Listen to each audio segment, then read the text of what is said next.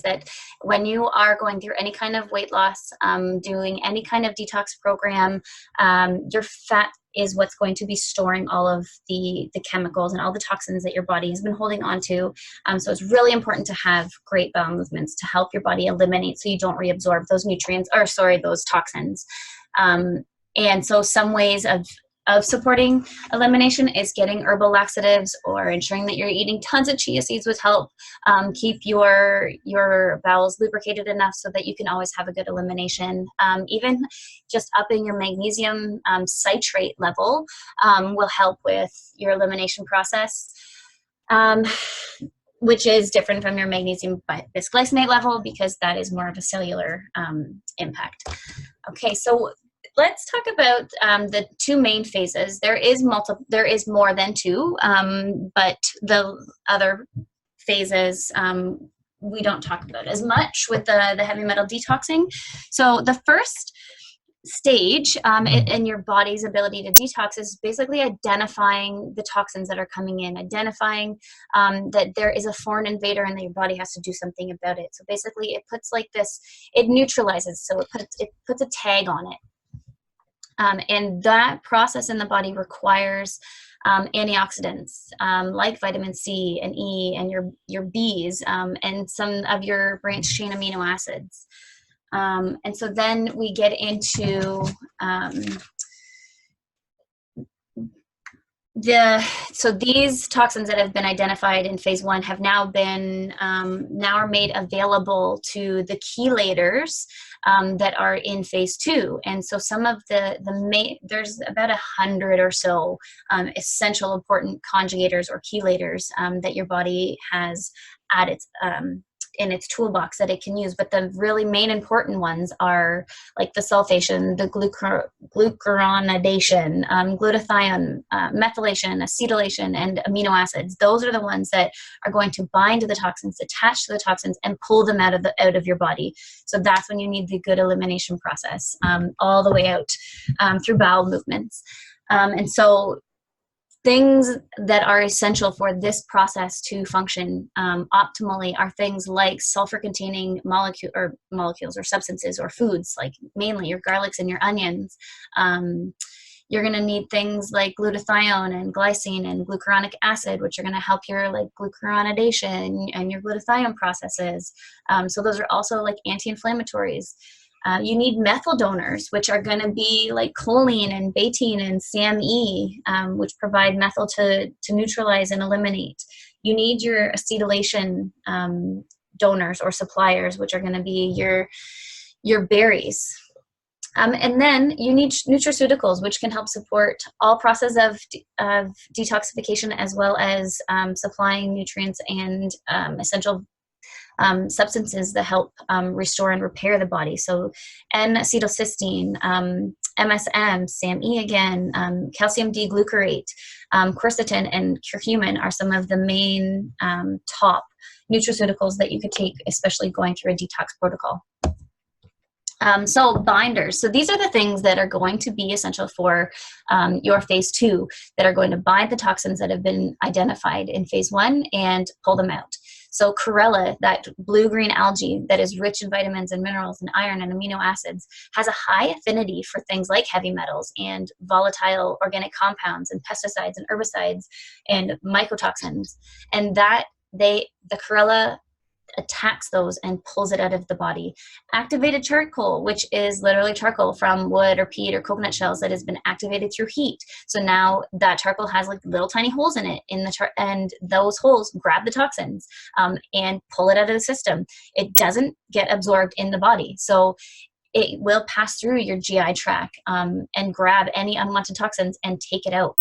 So this is one of those things that I was talking to a dental hygienist about, and the people who use it for whitening teeth and brushing your teeth. So basically what she had told me is that those little tiny pieces of charcoal get stuck underneath your gum, and because our body doesn't absorb it, it starts to cause inflammation in our gums.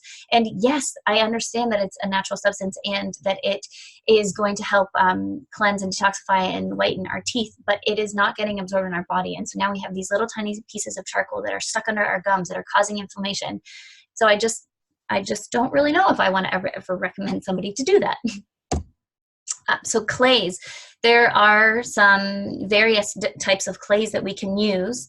That clay is between like Corella and charcoal, so it has selective absorption molecules, and you can use things like bentonite clay, which is basically from volcanoes, and as you take it in, it absorbs the toxins and heavy metals and other harmful materials that are in the body and helps pull them out. So then you get pectins, which is something that you can get from a food source. And this is why, like the whole apple a day keeps the doctor away, legitimately true. Apples have loads of pectin, plums, grapefruit, citrus fruits. They have high affinity for lead in the body.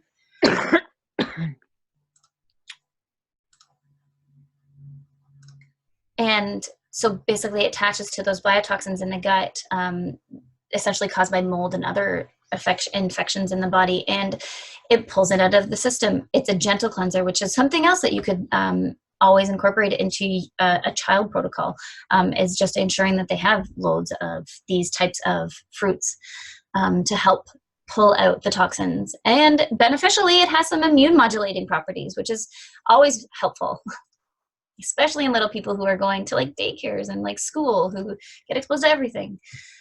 So our body has these major systems that are your eliminatory systems. So you have your GI tract, so your liver, your gallbladder, your colon, your urinary system, which has your kidney and your bladder and your urethra, your respiratory system, your lymphatic system, and your skin. All of these systems in your body all help to detoxify and eliminate and neutralize chemicals and substances in the body that are not supposed to be there.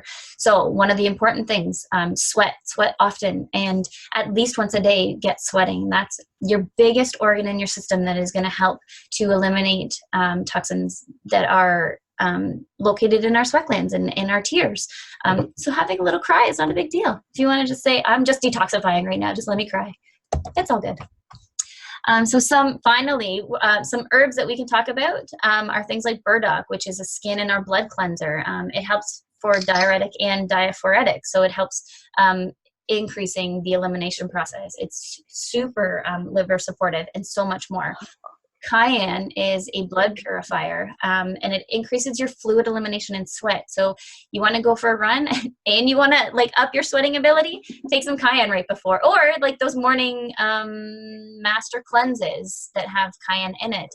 That helps to like really like pump the blood in the morning to get sweating going, to eliminate. Dandelion, we know, is one of the ones that is most toted on for helping with detox and like liver support and blood cleansing. No big deal. Go to the backyard, grab some dandelion, wash it up, make some tea with it. It's super awesome for your whole body. It also helps to really filter the toxins out.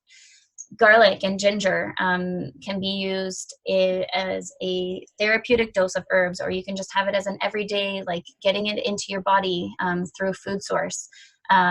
Helps cleanse your blood.